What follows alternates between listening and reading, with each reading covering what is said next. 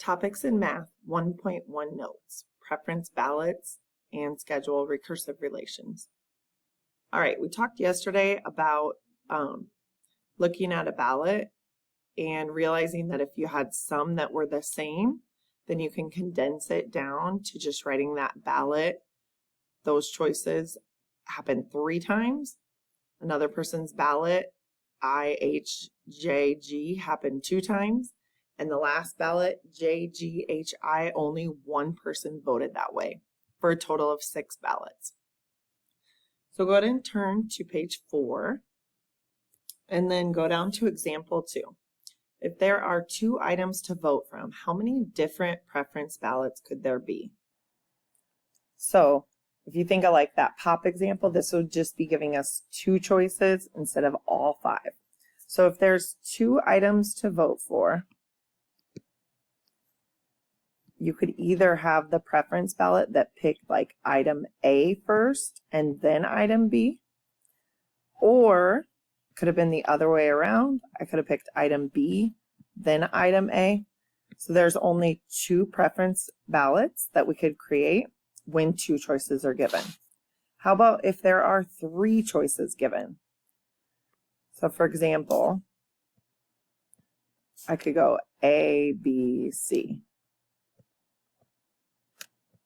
But I could also go A, C, B.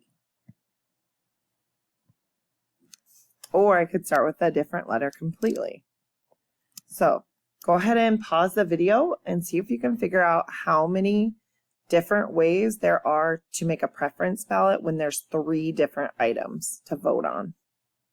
All right, if you write out all the ballots, there are 6 different preference ballots when there's 3 items to vote. Now there's a shortcut to doing this. If you get like a big number, what it is it's just the number and then factorial, which means 2 times 1, all the numbers below it. So if you want 3 ballots, it's called 3 factorial, calculated by taking 3 times 2 times 1. Which is 6. All right, the notation for this, S sub n represents the number of preference ballots when there are n choices. So if there are 2 choices, we said that was 2 factorial, 2 times 1, or just 2. And then if there are 3 choices, 3 factorial, 3 times 2 times 1, which is 6. So now you could think of how many choices would there be for 4, or how about 5? I think those questions are coming up on your assignment today. All right, next topic, a recurrence relation. So it kind of uses similar notation. A recurrence relation is a verbal or symbolic statement that describes how one number in a list can be derived from a previous number. So if we look at example 4, it says try to figure out the pattern. It goes from 4 to 7 to 10 to 13.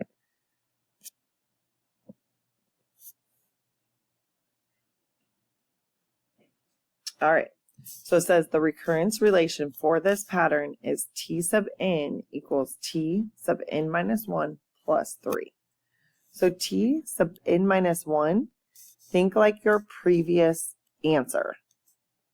So if I want T sub n minus 1, what is my previous answer?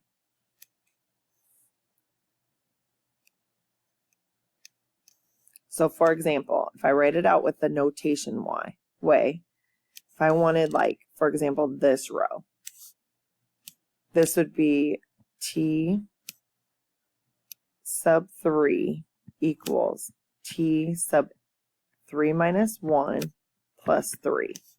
So all it's doing is taking your previous answer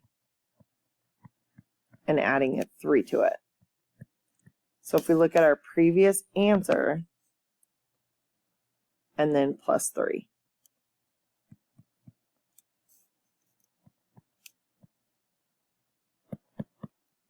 So when you see this T sub n minus 1, just think previous answer. So like if I want to find that 4th number, I take my previous answer, 10, and add 3 to it. All right, let's try one.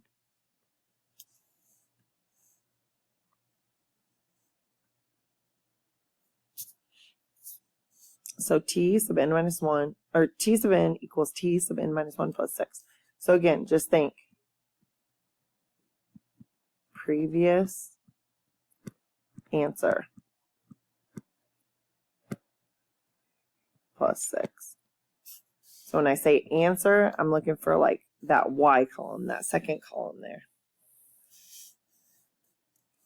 All right, so if I want to know what this would be, so technically I want to know what is t sub 2. It's previous answer, 8 plus 6. So then t sub 3 would be previous answer plus 6. And then you can kind of see the pattern. It's just going up 6 every time.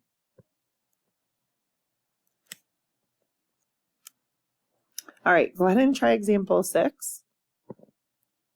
And you can pause the video and see if you get the answers to match up. All right, so each time you're just taking that previous answer and then subtracting 4. Previous answer minus 4 is 7. Minus 4, minus 4, minus 4. All right, let's look at example 6. State the recurrence relationship. A sub n equals 2 times a sub n plus 6. So remember, this is previous answer. So 2 times your previous answer plus 6. So we could say twice the previous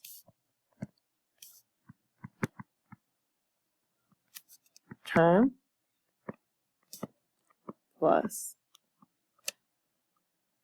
6. All right, your assignment is from the textbook. We don't have the textbooks yet, but I did print them on a piece of paper. If you can fit your answers on that paper, that's fine. Otherwise, just grab some notebook paper and work through the assignment.